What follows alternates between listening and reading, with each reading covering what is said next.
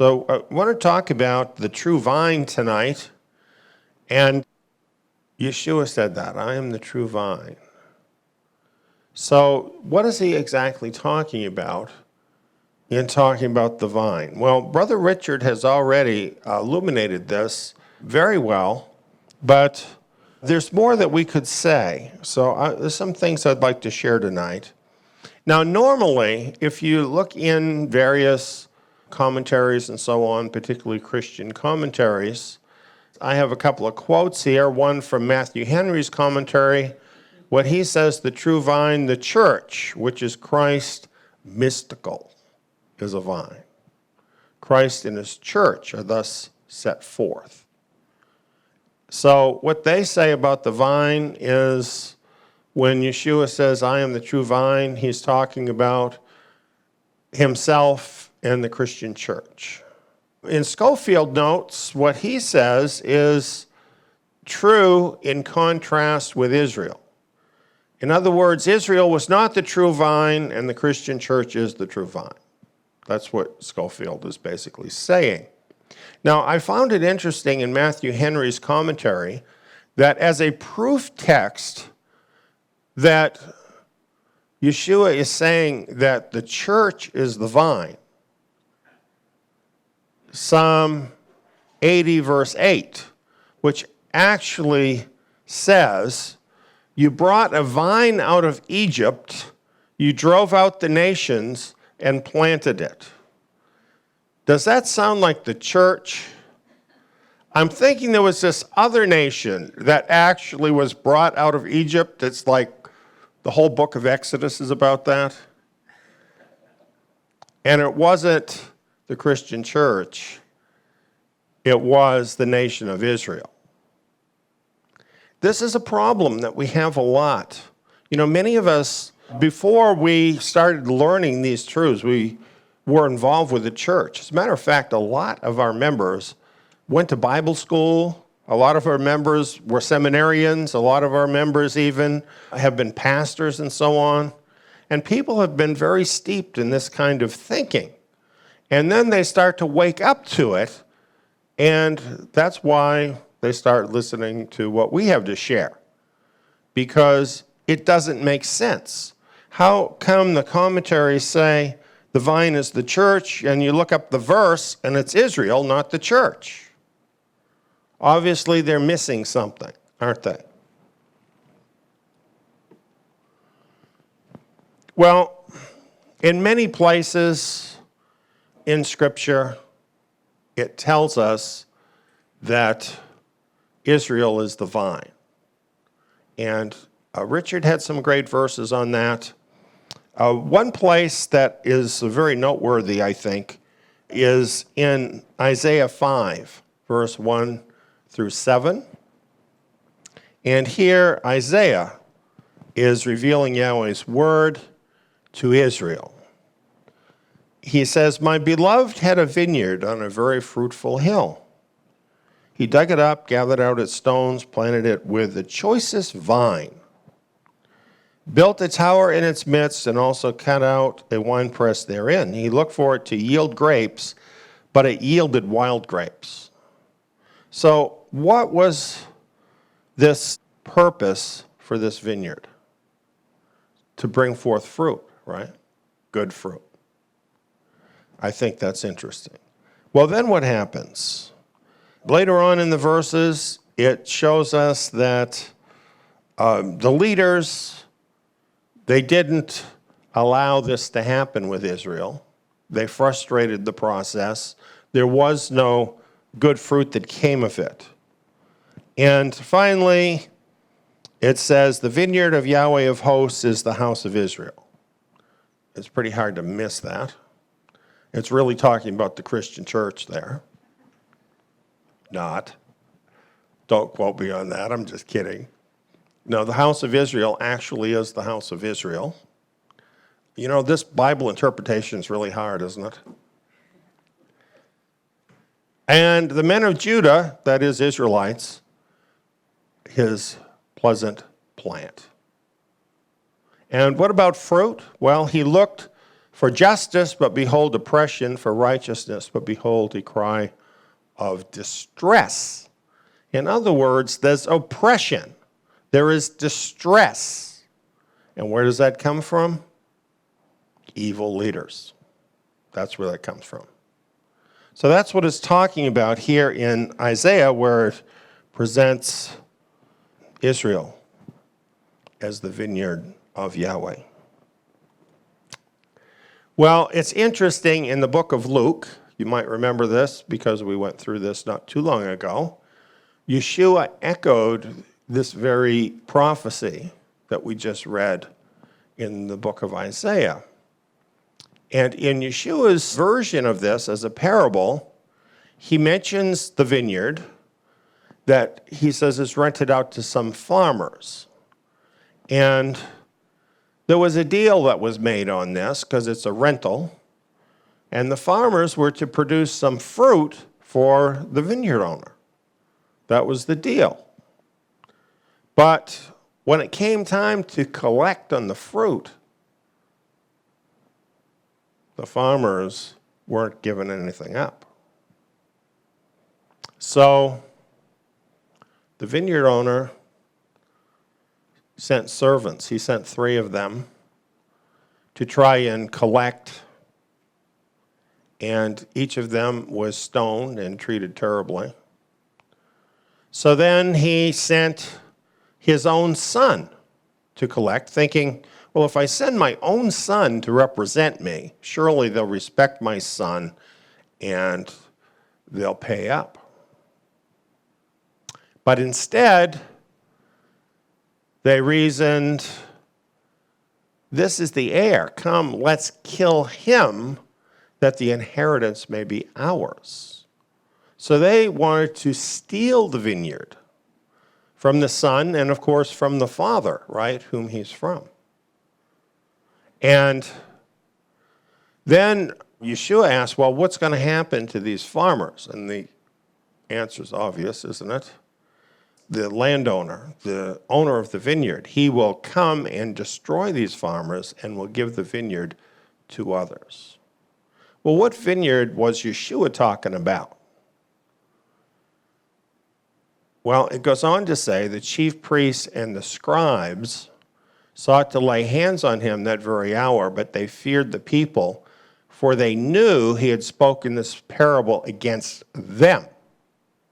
So when Yeshua is talking about the vineyard here, is he talking about the Christian church? Or is he talking about Israel? And specifically, what I find interesting about this is in what Yeshua is sharing here, he is finding no fault with Israel. He's finding no fault with the vineyard. He's finding fault with these farmers who are supposed to be taking care of the vineyard and who are not producing fruit. So this is the context in which Yeshua is talking about all of this already. So when we get to the book of John and we're reading about the vineyard and grapes and the vine and all of that, this is the context that we really need to have in mind because he's spoken about this already. And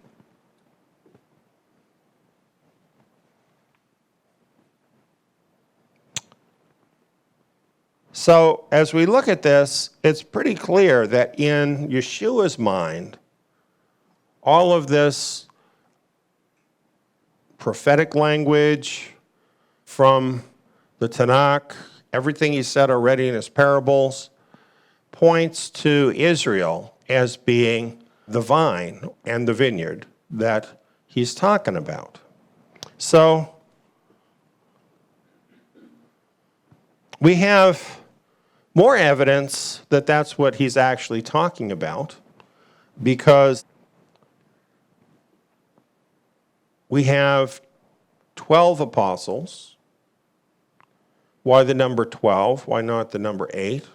Or how about 14? Or 3?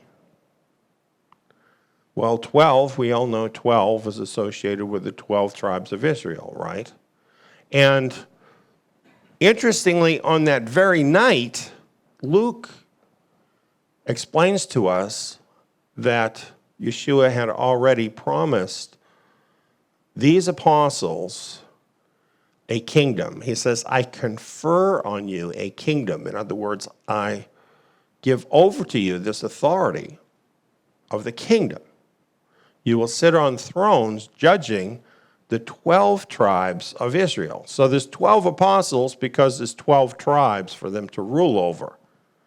So clearly, Yeshua is in the process that night of establishing these apostles in this place as leaders over the 12 tribes of Israel. Now we have some more, and that is the 70. Now, in the book of Numbers, it tells us how at Yahweh's direction, Moses gathered 70 elders of Israel. And these were set up as officers over the nation. And in Luke chapter 10, verse 1, we have Yeshua appointing 70 to represent him. And they came back saying, hey, we even have authority over the demons. They had real authority from Yeshua. So clearly, during Yeshua's ministry, he was putting in place a government over Israel. And he had said about those unrighteous leaders that what would happen is that the vineyard would be taken from them and given to others. And here are the others. It mentions the apostles, it mentions the 70. We have others as well. Because after Yeshua's death and resurrection, a Davidic leader was appointed to lead the kingdom government under Messiah. And this is what the scriptures say should happen in Israel, that there should always be Davidic leaders to bless Israel. So Yeshua set up James to be that executive officer, we could say, of the kingdom in order to organize the work under Yeshua Messiah. And in Acts chapter 15, we have this council that was called, over which James presided and brought out the conclusion after everyone had an opportunity to talk. And he addressed this, saying, after this, I will return and we will rebuild the tabernacle of David, which has fallen down. I'll rebuild its ruins and I will set it up so that the rest of mankind may seek the Lord, even all the Gentiles who are called by my name, says the Lord who does these things. And then James says, therefore I judge, and he gives his judgment as to what to do in that situation. But it's very interesting, this quote that he has from the book of Amos, which foretells the raising up of the tabernacle of David once again, in other words, the house of David, in that place of leadership, for the benefit not only of Israel, but even of the Gentiles, that they too could then come to Yahweh. And so this is something that Yeshua did in setting that in place. And we do notice that believing Gentiles are brought into renewed Israel, not into some separate Gentile group. The whole concept of the Gentile church is really a later construction that came about from about the 2nd century onward. It is not what Yeshua and the apostles taught at all. They taught and were part of a renewed Israel. And the Apostle Paul writes about this in Ephesians chapter 2.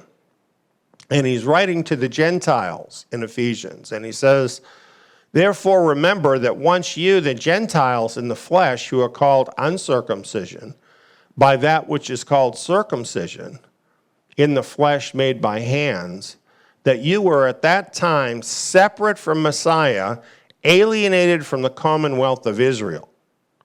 That was the problem, because salvation can only come through Israel. Israel has the covenant. Israel has the promises. And Messiah is the Messiah of Israel. So the Gentiles were cut off from that source of salvation. And that's what Paul's talking about there. But then he says this, now in Messiah Yeshua, you who once were far off are made near. In the blood of Messiah, you're no longer strangers and foreigners, but you are fellow citizens with the holy ones. Now in this context, the holy ones are Israel. So he's saying now you have been made part of Israel through the blood of Yeshua.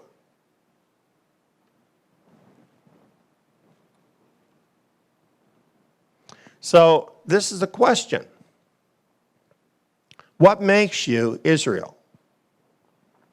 We have a little quiz for you about this so that you can determine whether you're really part of renewed Israel or not. What makes you part of renewed Israel? This is multiple choice, so listen carefully.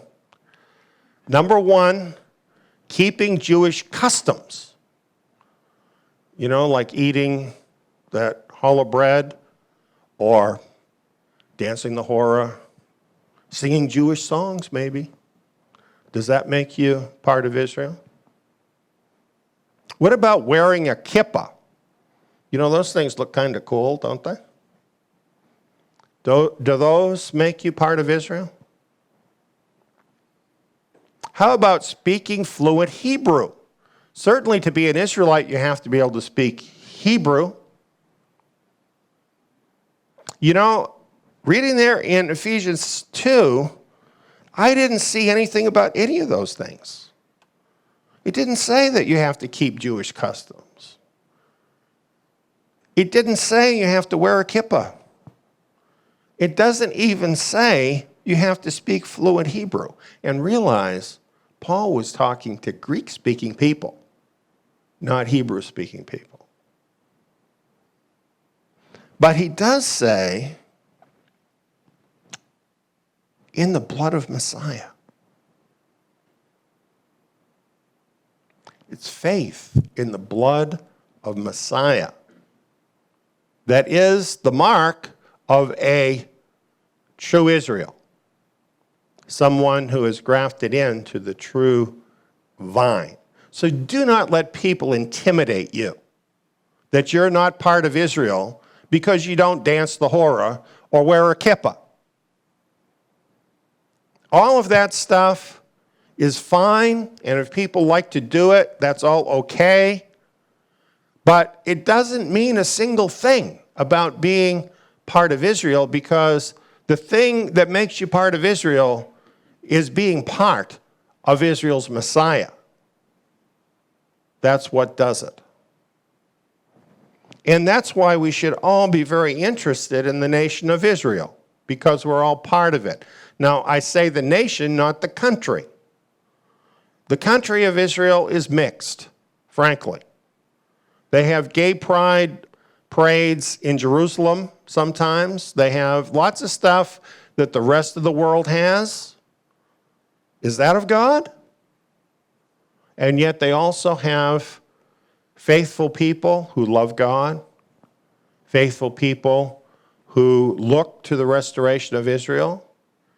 So it's a mixed bag in terms of the country.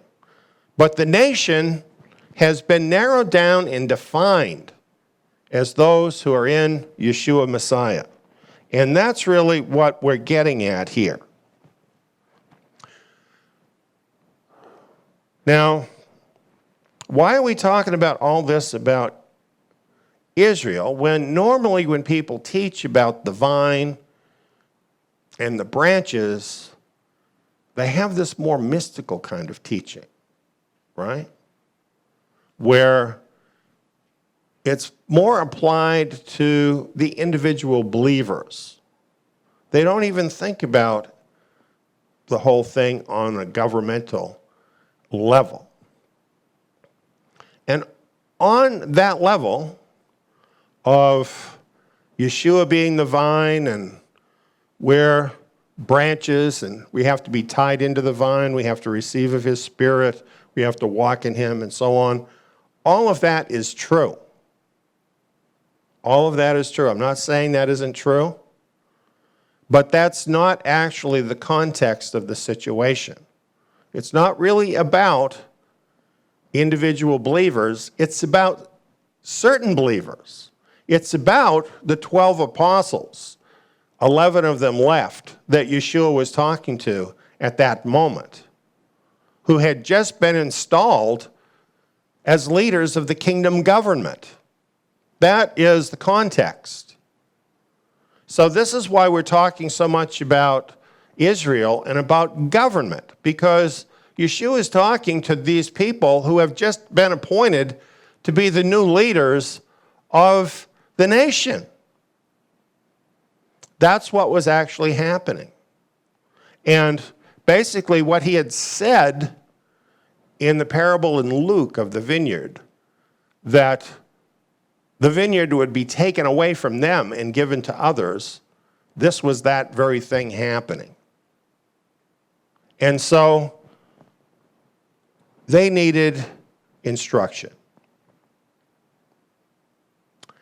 So Yeshua says, I'm finally at the first verse, I am the true vine and my Father is the farmer. This strikes me as very similar to what we just read in Luke, the parable in Luke, right? And we've said the vine is Israel. So how can the vine be Yeshua? It's not hard to figure that out. Yeshua, as the Messiah, personifies everything that Israel is meant to be. He is made one with Israel. That's really what he's saying here. And therefore, he is the true Israel. In contrast to what? In contrast with those wicked leaders who had not produced fruit for the kingdom and who were now usurping his place as the leader of the nation. So it wasn't them. They weren't the true Israel. It was Yeshua Messiah that is the true Israel. That's what he's saying when he's saying, I am the true vine.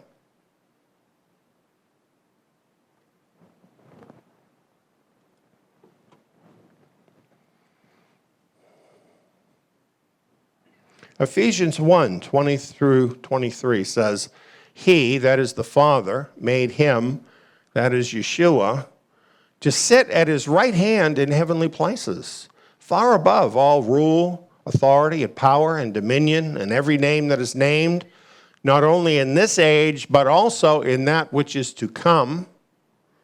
He, the Father, put all things in subjection under his feet, and gave him to be head over all things for the assembly,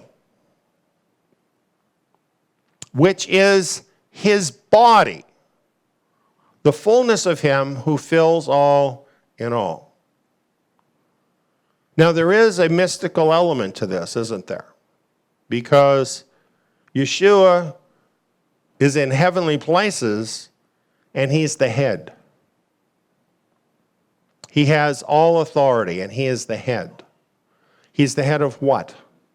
He's the head over all things for the assembly. What is the assembly? Well, in most Bibles, right there it says the church. Is the assembly the church?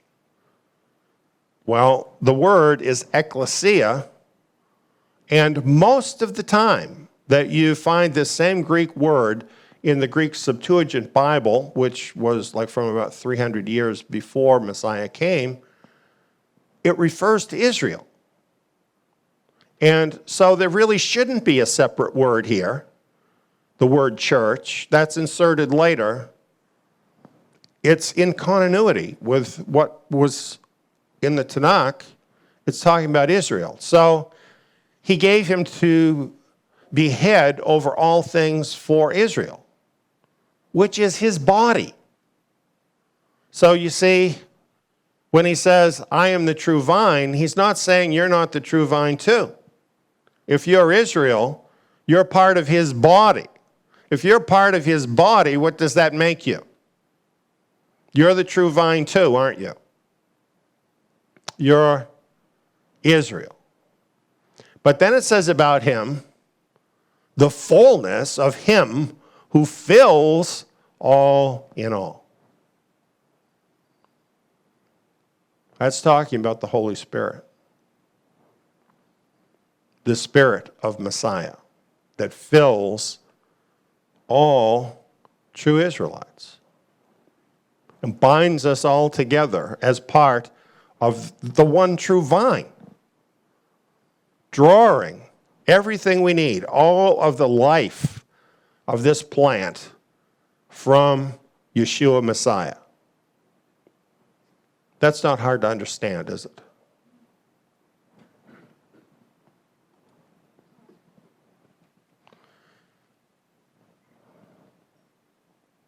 It goes on. He says, every branch in me that doesn't bear fruit, he takes away. Now remember, he's talking now, branches are these leaders that he's talking to. And one of them has just been taken away, pruned away. It was Judas. That very night, it just happened.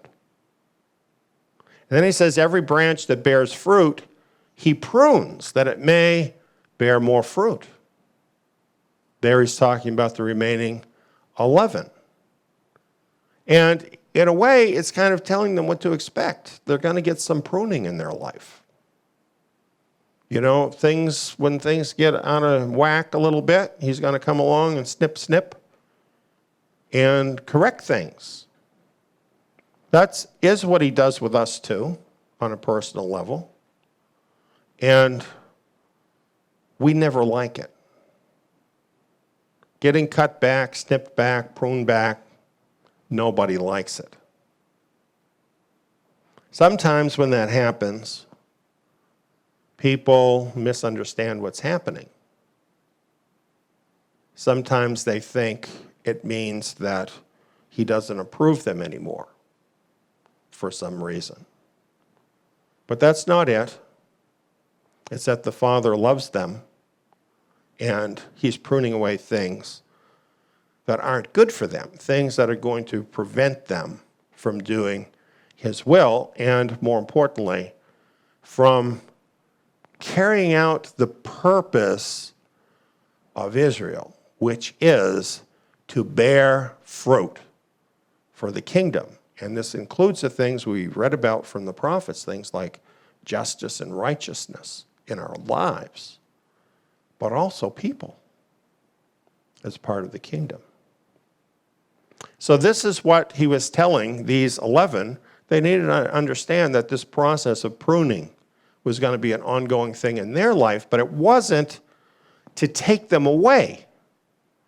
It was to cause them to be able to bear more fruit. And then he makes it very clear that he's talking to these 11 because you are already pruned clean because of the word which I have spoken to you. So who is he talking to? He's talking to those apostles.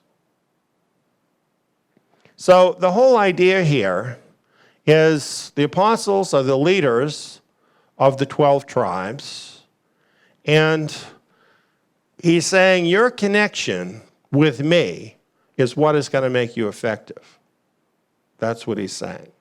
And if you stay connected with me in your role, then much fruit will be produced for the kingdom.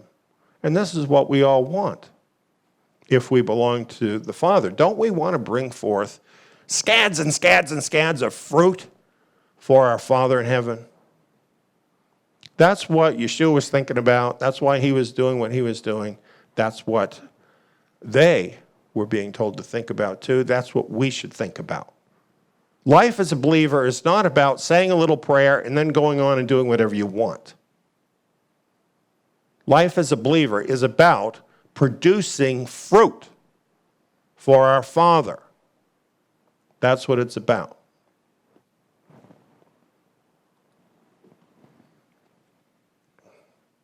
He says, remain in me and I in you. As the branch can't bear fruit by itself unless it remains in the vine, so neither can you unless you remain in me. Now, obviously, this is very true on a personal level, isn't it? That on the personal level, we need to remain in Yeshua, or else we fail. It's that simple. But if we look at this on the governmental level of Israel, and we think he's talking now to his apostles, what is he really saying?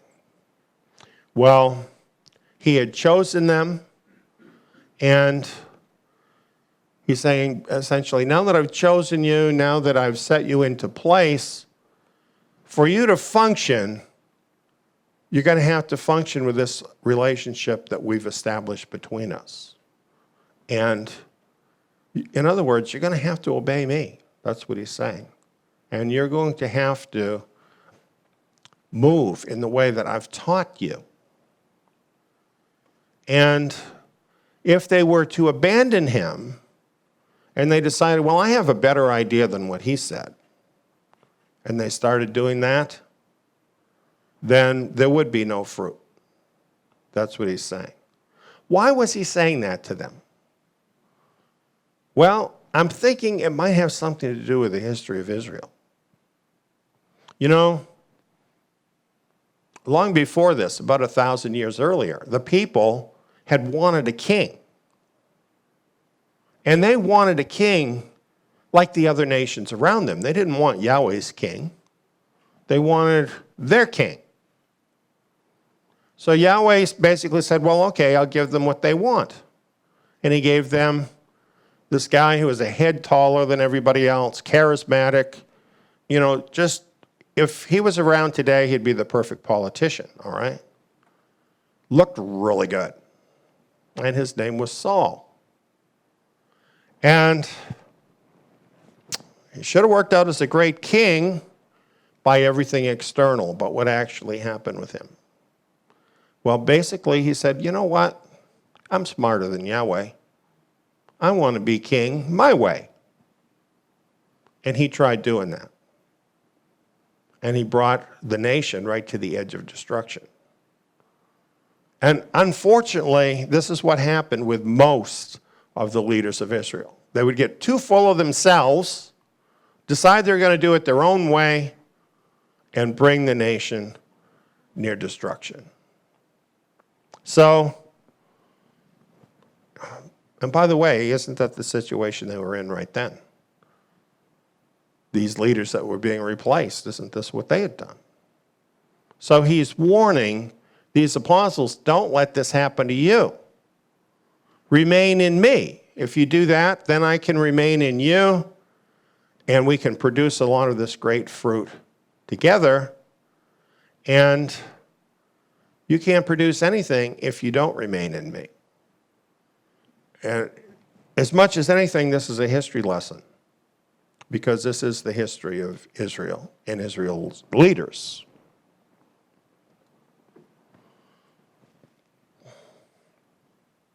He says, I'm the vine, you're the branches. He who remains in me and I in him, the same bears much fruit, for apart from me you can do nothing. Well, I don't know. Some of these religions, they seem to do a lot. It looks like a lot. You know, Saul looked like a lot, right? However, for something to be of real value in the kingdom, it has to endure. And anything that this world produces, apart from Messiah, it's not going to endure. It's not going to go on into eternity. So it really is nothing, even if it looks like something. There can be like major rallies and huge numbers of people and all of this, and still be nothing, because it's not really the fruit that Yahweh's looking for. Remember in Isaiah, it talked about, well, I wanted this cultivated fruit, but all I got was this wild fruit. There's plenty of wild fruit out there. That's not what Yeshua is looking for. So what happens to these branches that don't produce fruit, that are separated away from the vine, going their own way? They're thrown out as a branch. They're withered. They're burned up. Burned up. And they should be. Without him, they could do nothing. This is what Yeshua is telling them. And you know what? I think they had good reasons to believe that. I remember this one time when they were out in a boat and they all thought they were going to die. Remember that? Yeshua's sleeping in the boat. They're all waking him up. Oh, what are we going to do? What are we going to do? We're all dying. Yeshua, in a word, he solved the problem. That's the kingdom. Apart from him, we can do nothing. It's a disaster. But if we're in him and he's in the boat with us, we don't have a worry. So we have to stay in him. I wish the leaders could remember that. I wish they could. Some do, but not enough. He says, if you remain in me and my words remain in you, you will ask whatever you desire and it will be done for you. And this is my Father glorified, that you bear much fruit, and so you will be my disciples. This is how it works. And we see this all the time. That as we look to Yeshua Messiah and we follow him in doing his work, when we ask of him, he answers those prayers. Because we're working together. We're fellow workers with Yeshua Messiah. We have the same purpose in mind. We're doing the same thing together. So of course he's going to answer those prayers and give us what we need in order to serve him. And that's what he does. Why? So that we might bear much fruit. That's the purpose. That's what it's all about. We must never forget that the government of Israel, the leadership of Israel, depends on following Messiah and his word. These people who become messianics, and then they leave Yeshua to go be some kind of rabbinics, how crazy is that? How crazy is that? Cutting themselves off from Messiah, cutting themselves off from the commonwealth of Israel. It is crazy. That's what we're being warned against here for Israel's leaders. And when they do depend on him and on his word, and they follow him, and they faithfully represent him to the very best of their ability to do that, then he does answer their requests in order to produce much fruit. This is a relationship. It's not a religion. We know that. That's true on a personal basis, and it's also true on a governmental basis in his nation. It is a relationship with Yeshua Messiah, and there is an authority structure. And there in Ephesians, which we read earlier, it talks about that. It goes on and it says how that the whole nation is fitly united together. And, you know, Yeshua has this in mind here. It's not just some mystical thing that he's doing with individual people. There's a vine here. A vine has a structure. You have a central branch. I'd call it the trunk of the vine.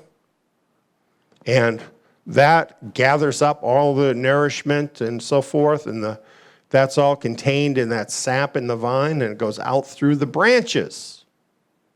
In this case, he's talking to his apostles. They're branches of the vine. Then there's smaller branches and so forth. They go out from there, leaves, and finally fruit. Fruit. And of course, that's the purpose. That is the end goal of a vine. If you have a vine that doesn't produce fruit, what good is it? Not much. Not unless it can be revived. He goes on, even as the Father has loved me, I also have loved you. Remain in my love. See, this is not a sterile thing of just following a bunch of rules, is it? It's about love. For this to work, you have to see Messiah for who he truly is, and you have to see him as exemplifying the most wonderful and the most beautiful thing that you could possibly imagine. And if you don't see him that way, you don't know him yet.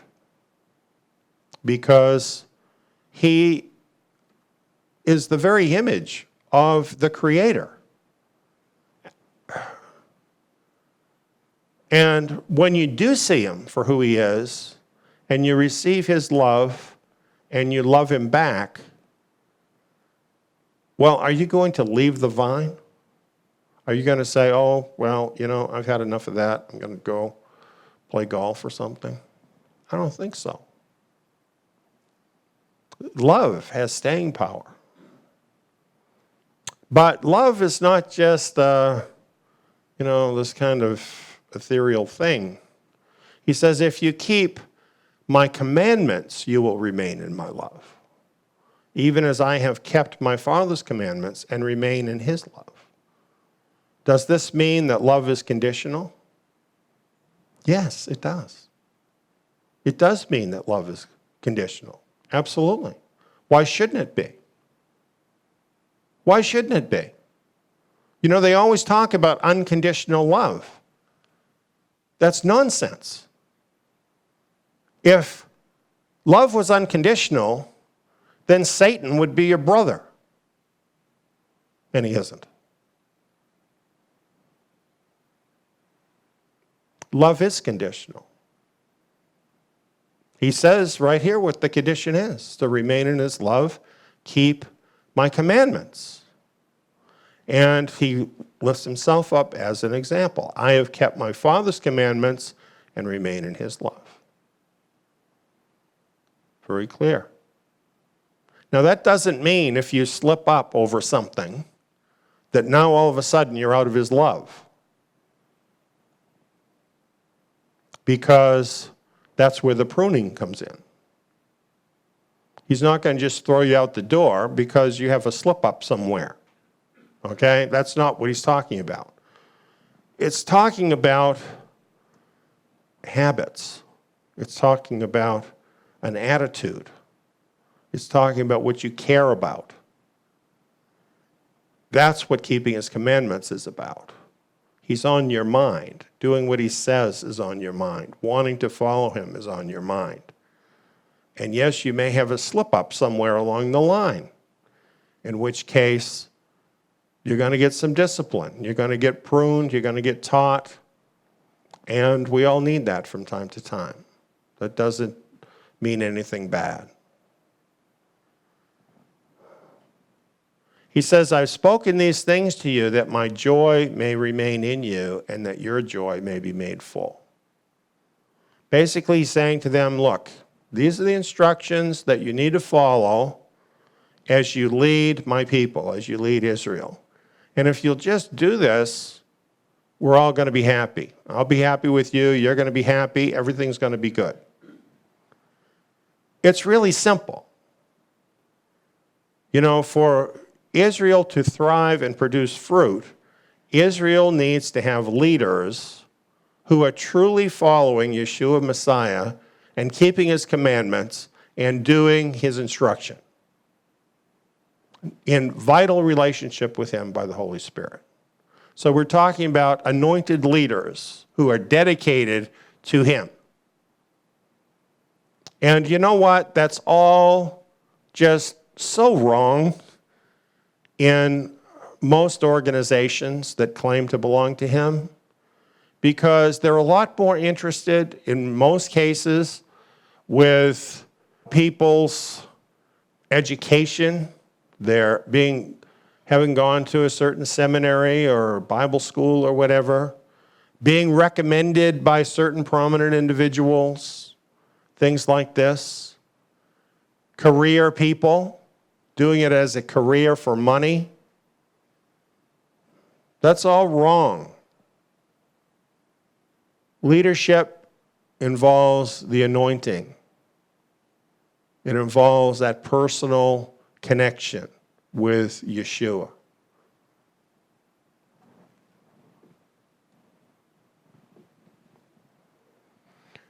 He goes on about this.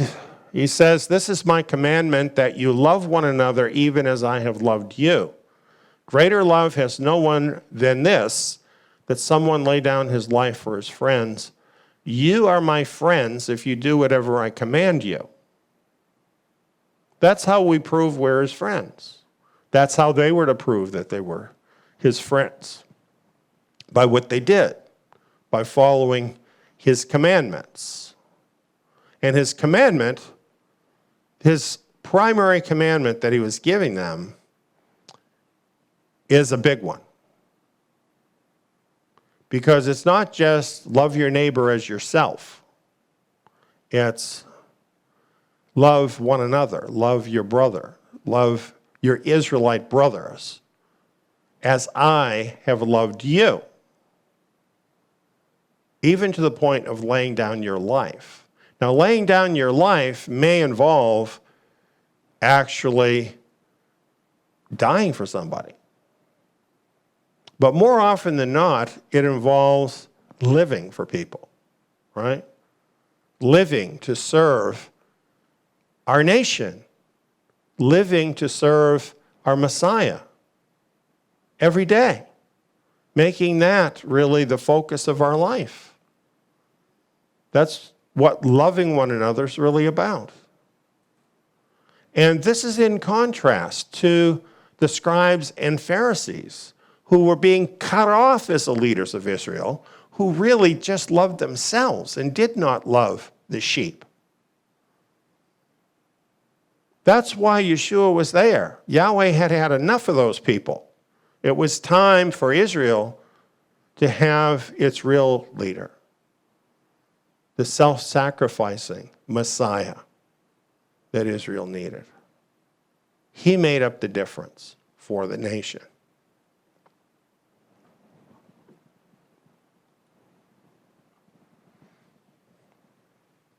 He says, "No longer do I call you servants." Now realize he's talking to his apostles.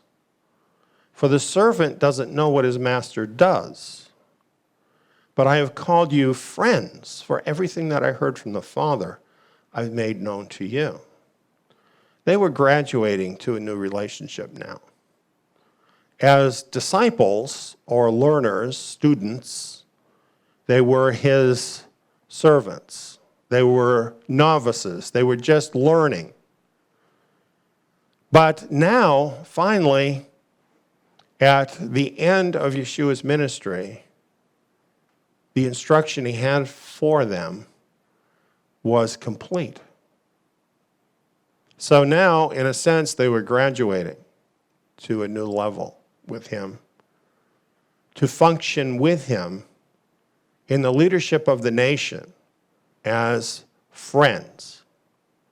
This meant, instead of watching and learning, which of course we all should still do, but they were able now to actually enter into his counsel, understanding who he was, what his purposes were, what he's doing in the moment with his people, what he's doing with Israel right now.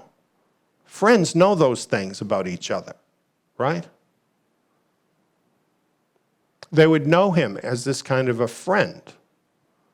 And on occasion, even have input into the plan. And from this relationship, this friend relationship with Yeshua, is this not a wonderful government we're talking about? Wow. The friends of Yeshua, right? Knowing his mind, counseling together, speaking together, entering together into the good of the nation, in the interests of the kingdom. This is a wonderful thing. And they had that, brothers, in the first century. We're going to go into the book of Acts, and we're going to see it. We're going to see these apostles graduating into this whole new level. Friends with one another, friends with Israel, and friends, most importantly, with Yeshua, leading the nation forward in such an amazing way, producing so much fruit. That happened 2,000 years ago, but it can happen now. It can happen today. It can. If we do what Yeshua said here, it can happen. We need leaders like this. Don't be afraid. Step up. You can learn. These guys, sometimes they were more like the Three Stooges than apostles when they were learning. Sometimes we are. But if we'll walk with him, if we'll abide in him, we can become leaders in his kingdom. And we can be part of his counsel in order to bless his nation. Here in these last days, we really need to think about that. Take these words to heart. Be a part of it.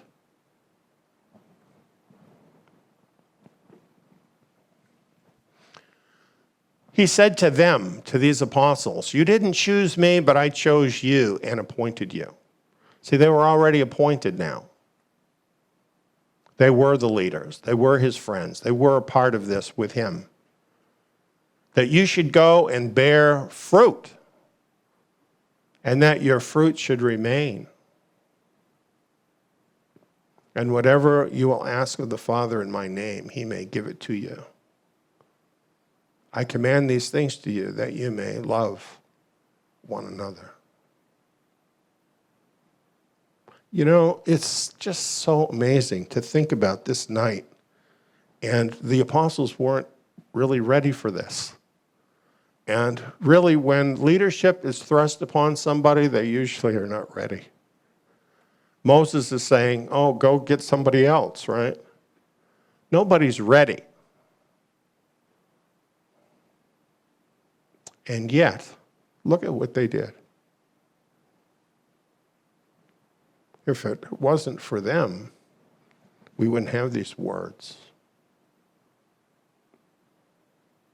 And they all laid down their life, even to the point of death in most cases, all willing to lay down their life to the point of death.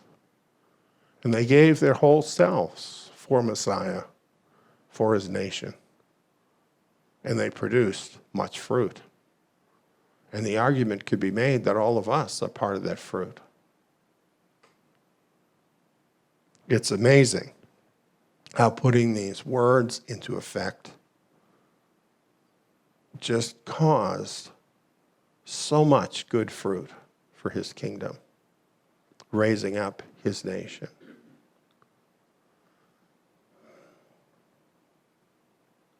It's important to realize that the end result, the fruit that he's looking for here, that he mentions, is that you love one another. And this is the hardest thing.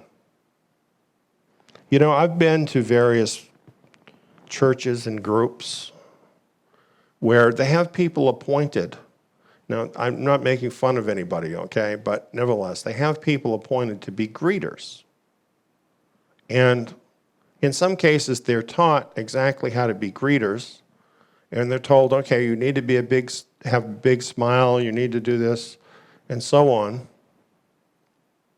And bless those people who are the greeters, because they want to do this, okay? Even though, in a way, they're acting, okay? But they want to do this. But in many cases, the only person that will talk to you when you go through that door is the person that is the official greeter. Nobody else in there will even talk to you. And you could go to an entire service, there could be thousands of people there. The greeter talks to you, but nobody else does.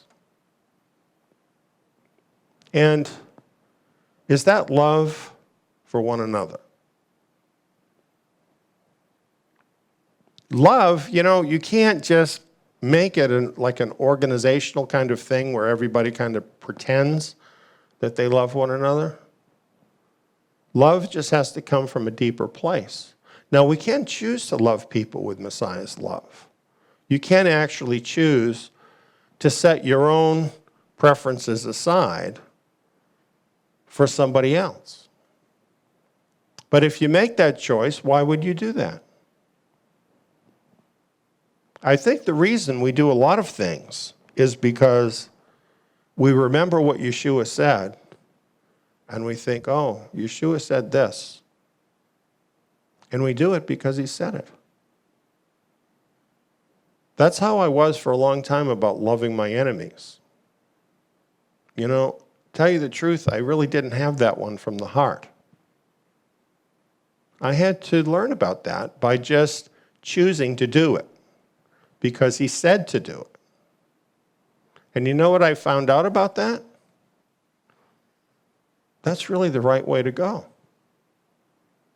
That when you actually do that, it can bring peace into a situation that otherwise there is no peace. It can actually manifest Yeshua to someone, and it might even soften their heart towards him. Not all of his words, the things that he spoke about, especially things having to do with love, are easy. But we can do them with his help. And when we do, they produce amazing fruit. And if we want to do anything, if we were to narrow it down to one thing that he would want from us, it's not to memorize the 10 Commandments. It's not to be at every meeting. It's to truly have love for one another. Because if we do, then the rest of this stuff is really not going to be such a big problem for us. It all really depends on love. And for them as the leaders, more important than for anybody. Because they were the ones that were going to set the example, right? They were the ones that were going to carry on what he had taught them. And so then they would be the ones who would be the examples to Israel of what true love of Messiah really is. And then this keeps getting passed down the line. And here we are today. And so this call falls upon us to do this. And it is the hardest thing. It's much easier to criticize people, don't you think? It's so much easier just to criticize people, to notice what their flaws are, their failings. Isn't that easier? And then to get together with our friends and chatter about them and, oh, that person does this and that person's like that. Isn't that easier than loving people?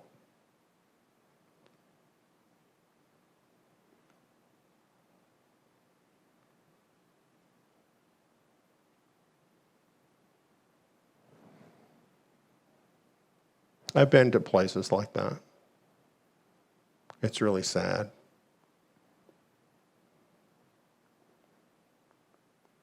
To love one another. How much did Yeshua put up with from the people in his life. Even from the apostles, right? His closest friends. They all scattered. They all left him in his moment of need. They weren't there for him. How about their faults? We're going to read later on in John, after his death and resurrection, when he came back to them. We don't hear him talking to them, saying, oh, you all abandoned me, you all treated me so bad.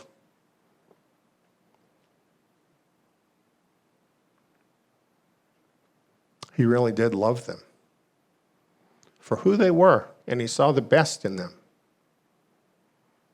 This is the most important thing, not just for any disciple, but especially for any leader in Israel. It's more important than anything to find this love of Yeshua Messiah that he has for you, and then to do your very best to share that with your Israelite brethren. So very important. Well, after mentioning his love for them and why they needed to love one another, this is what he says.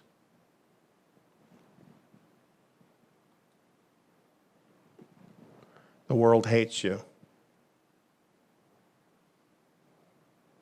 If the world hates you, you know that it has hated me before it hated you. If you were of the world would love its own.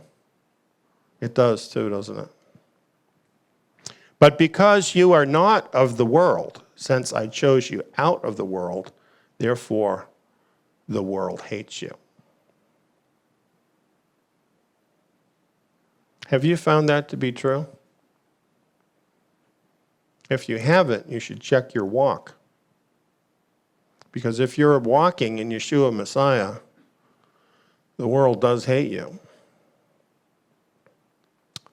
The world. What is the world? Well, the world can have different meanings. This term can have different meanings. It can refer to the cosmos as the world created by Yahweh.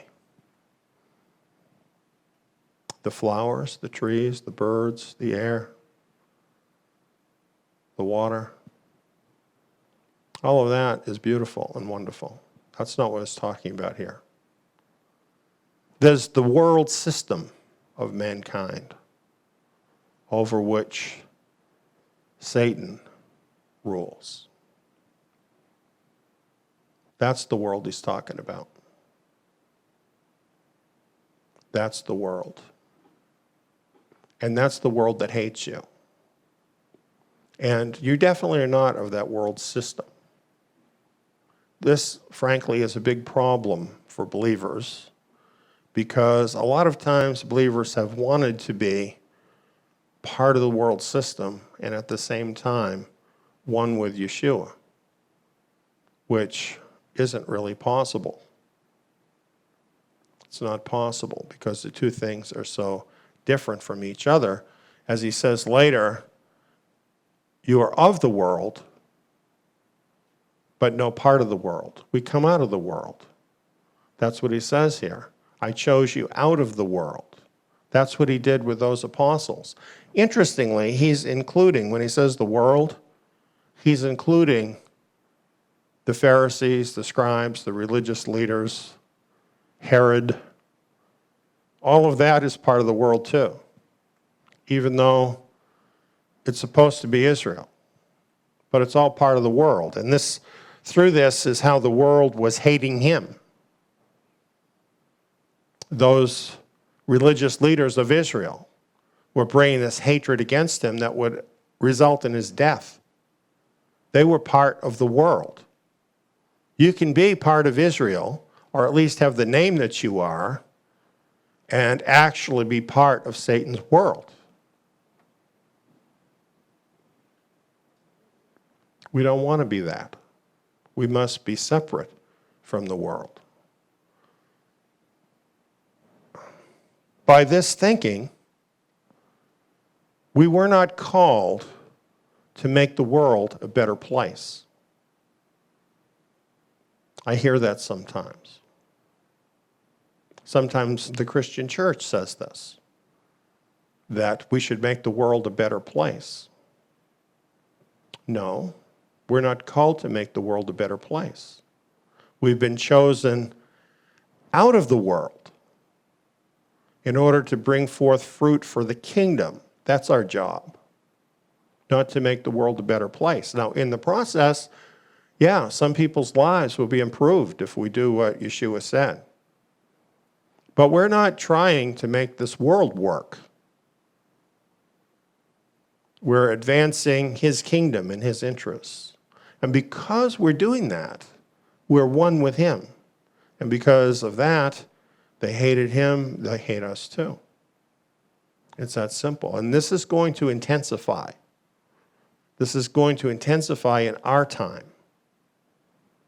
And is intensifying, in fact, for many believers all over the world. Very big thing. And we're going to start understanding more of what it means to be in exile as time goes by. Not a lot of time either.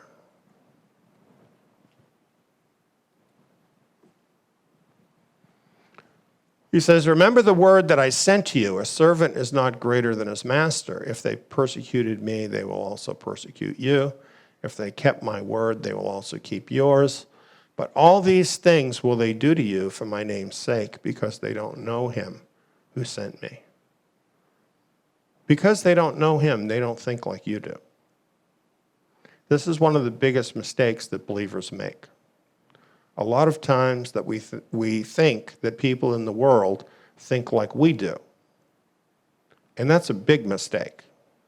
Because if you think like that, you can very easily end up being a victim of the world when you don't need to be. We have to realize the world doesn't think like Messiah does or like you do. Because they don't know God.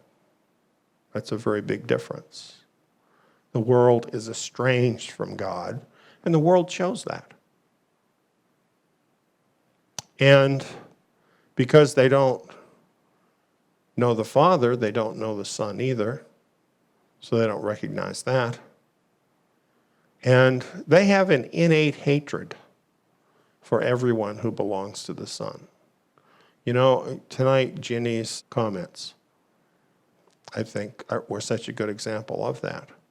People who are not in harmony with Yeshua's way seem to instinctively hate people who do belong to him. They just know. And I certainly find that a lot.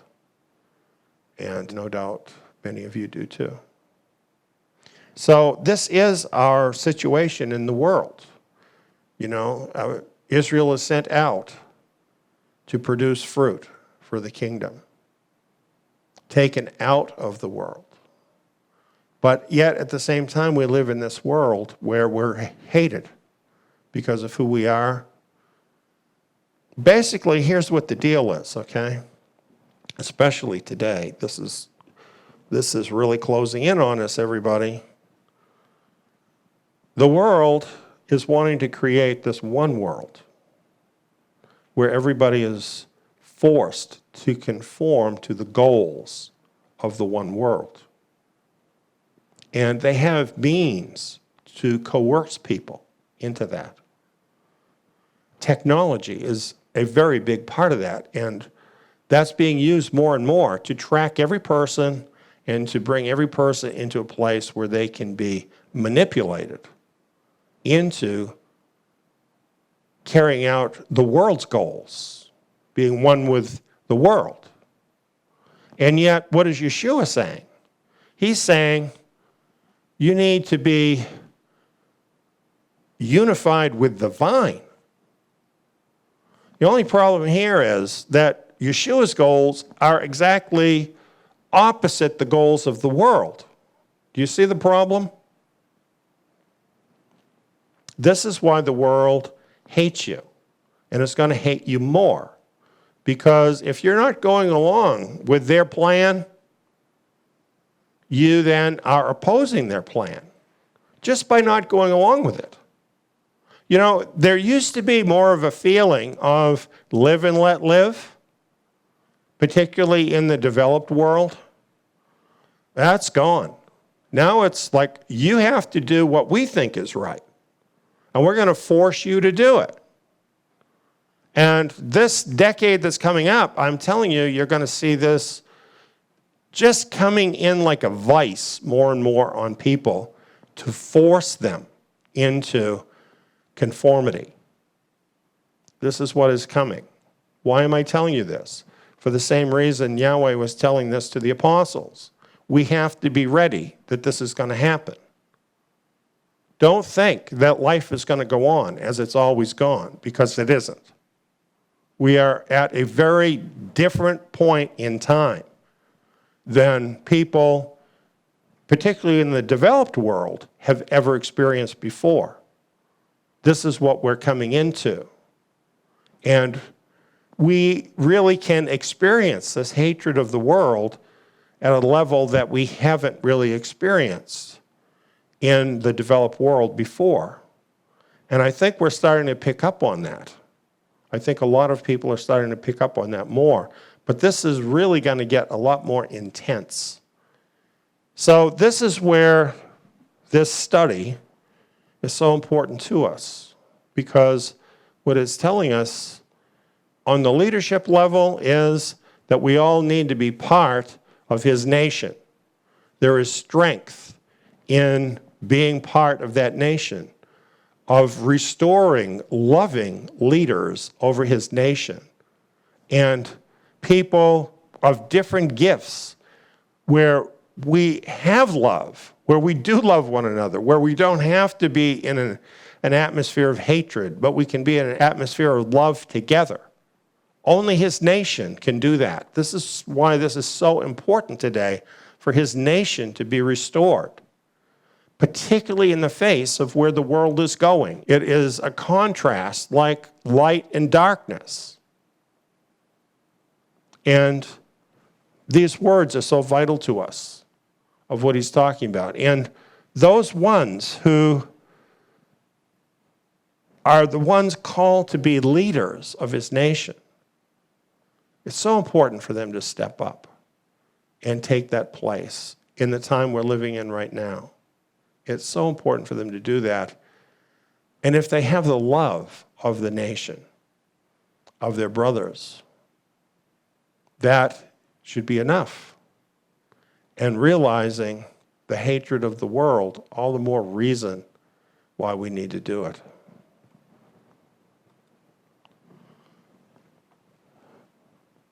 Guilt. The world is guilty. He said, if I had not come and spoken to them, they would not have had sin, but now they have no excuse for their sin. He who hates me hates my Father also. If I hadn't done among them the works which no one else did, they wouldn't have had sin, but now have they seen and also hated both me and my Father. He's clearly talking about the leaders of Israel there, right? The wicked leaders of Israel. And he's saying that if he hadn't come and confronted them with their sin and taught the truth and displayed the works of God in front of them, well, then they might be able to claim ignorance. Now they can't, because he had come, he had testified, and he had demonstrated the works of the Father. You know what? The word of Yeshua has been in the world for 2,000 years. There is no excuse. Any person, anywhere in the world who's online, which is most people in the world, if they want to, they can open up the book of John on their computer and read his words, right? It's in there, as is everything else. Their cell phone, it's in there.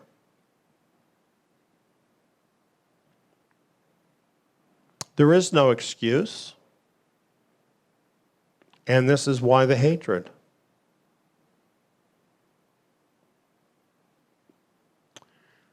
This happened so that the word may be fulfilled which was written in their Torah.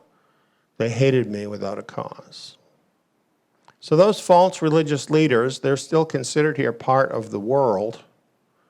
And they were essentially condemned by Yeshua. And they hated him without a cause. He didn't do anything to deserve it. But that's what happened. That's happening to a lot of believers around the world today, that they're being hated without a cause, some of them being killed and murdered. This is growing rapidly. I've read one thing about it that actually said there is more persecution of believers today than there even was in the first centuries, way back by the Romans.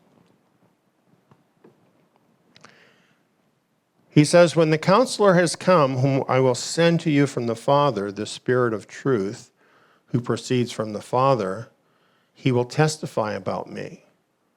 You will also testify because you've been with me from the beginning. This was very important, a very important role of those apostles, that they were to be witnesses. They were to testify of what they had heard and what they'd seen of Messiah. And the Spirit of the truth would be a witness doing the same. So you have two witnesses testifying of Yeshua after he's gone, after his death and resurrection and ascension to heaven. So that there's this continuity moving forward so that much fruit can be produced.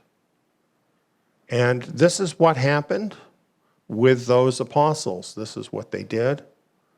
And of course, they fulfilled their course, and then others came along to carry that forward. And this is still continuing today, that Yahweh is raising up anointed leaders to carry forward this witness of Yeshua Messiah, to bear testimony about the function of the true vine, Messiah, and Israel, and how it all works together. You know, it's so different because the way this is normally taught, it's just sort of the ethereal, personal part. But when you really look at what he's doing and talking to the apostles, he's talking about the function of Israel, how Israel is supposed to work. And they had that in the first century. They had these leaders in place. They had Israel organized, even though it was scattered and there were people all over. For instance, James in his first letter, he says he's writing to the 12 tribes scattered about. They were organized even though they were not all in one location. They were organized as his nation. Today, we're working hard to rebuild that. But we have a very confused situation out there. So it's not easy for this to happen. But the scriptures tell us that this will happen. And we're working hard towards that goal because the world needs this now more than ever.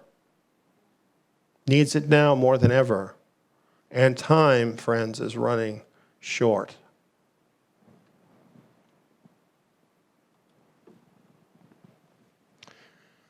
He says, these things have I spoken to you so that you wouldn't be caused to stumble. They will put you out of the synagogues. Yes, the time comes that whoever kills you will think that he offers service to Elohim. They will do these things because they've not known the Father, nor me. Well, I've been thrown out of places. More than one. This is still happening. I have no doubt that many of you who are out there listening to this tonight have had the same experience. This wasn't just the first century. It was the first century. This did happen, but it wasn't just the first century. It's still happening. And why does it happen? Because If you do what Messiah said, you're a bad guy because you're messing up their system. They don't want to hear it.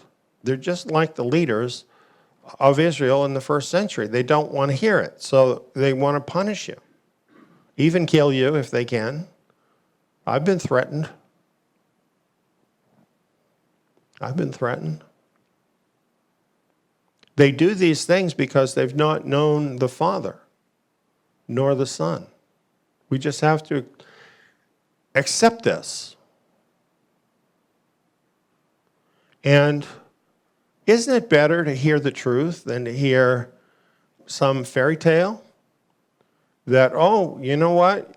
Once you're saved, if you believed, if you pray for $1 million, it's going to be in your bank account. You're going to have a brand new car, a big house. Everybody's going to love you. Could you get more people if you preach that? Oh, you could get a lot more people if you preach that.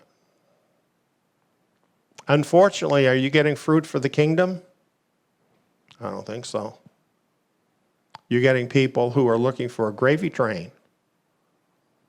Not people who love Yeshua. Not people who want to keep his commandments. People who show up because they want something. That's not what we're called about.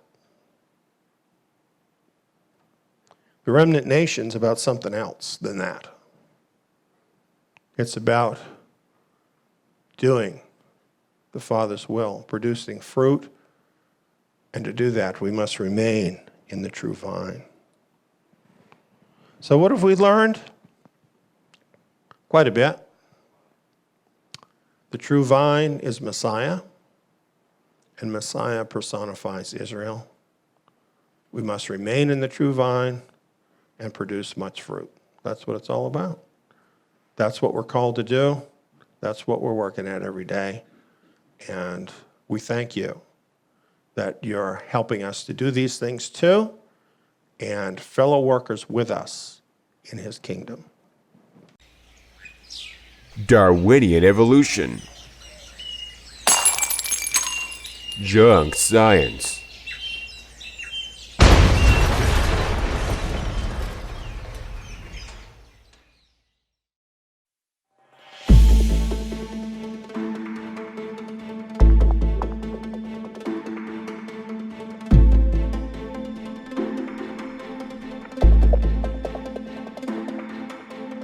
We say that Charles Darwin wrote a book, and it was published in 1859.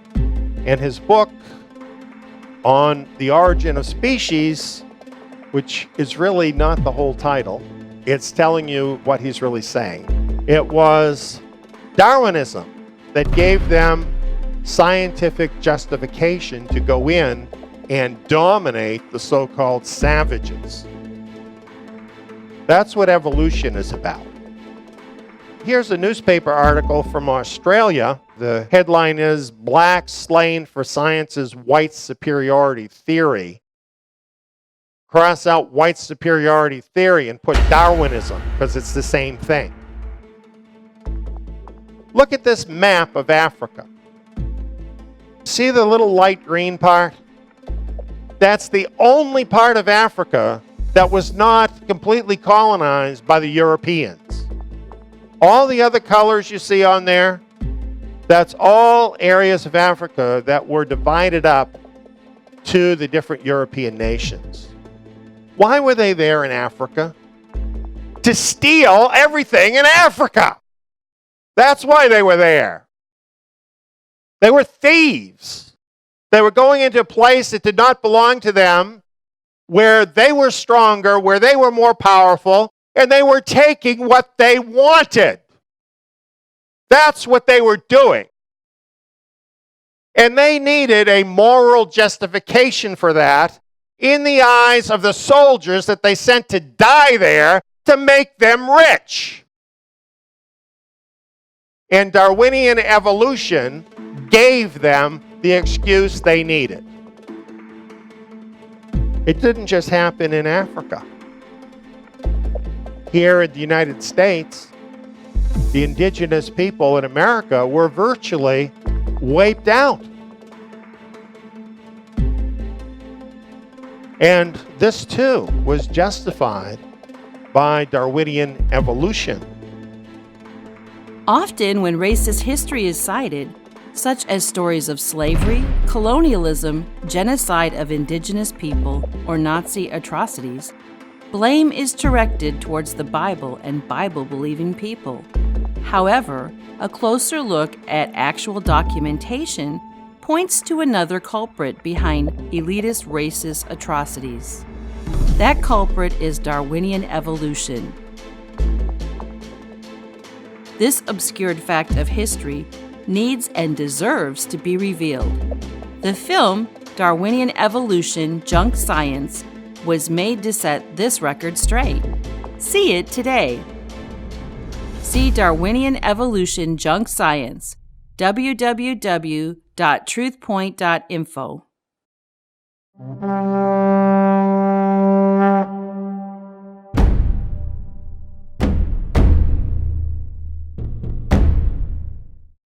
Was this video informative? Click the like button below to help spread the word to others. Feel free to leave a comment and share your thoughts. Don't forget to subscribe and ring the bell so you won't miss out on more amazing content from Eliyahu Ben David.